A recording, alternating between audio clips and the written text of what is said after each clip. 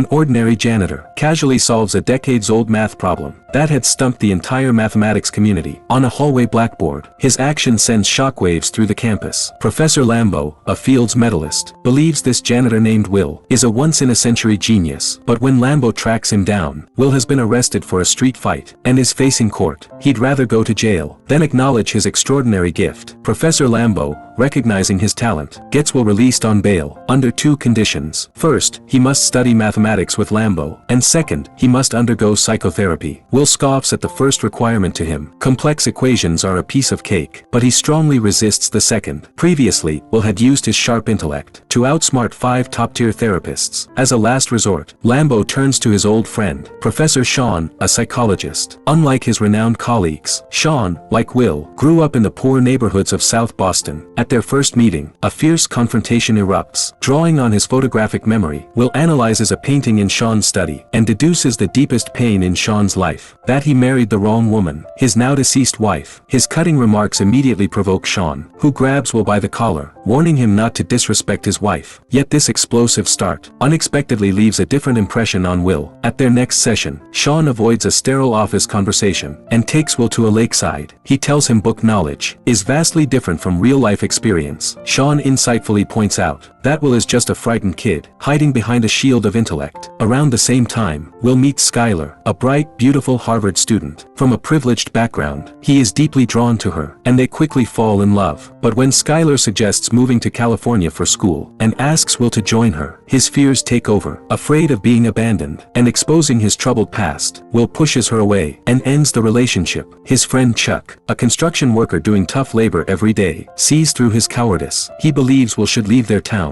and pursue a better life. To Chuck, Will's genius is like a winning lottery ticket, yet he's too scared to cash it in. This profound friendship makes Will reconsider his path. But what truly breaks Will open is Sean. During one session, Sean shows him his childhood file, which documents the abuse he suffered. In foster care, filled with compassion, Sean tells Will again and again, "It's not your fault." At that moment, Will completely breaks down. He clings to Sean, sobbing like a child, finally freed from his emotional prison. Afterward, he turns down a lucrative government job, decrypting codes, and walks away from a shining math career. On his 21st birthday, Will drives off in the beat-up car Chuck gave him, heading straight to California. He leaves Sean a note, "I gotta go see about a girl." Much like Sean, who once gave up a World Series ticket for his wife, Will chooses to follow his heart. A rare mathematical genius doesn't become the legend the world expected. Instead, he chooses to become a whole person.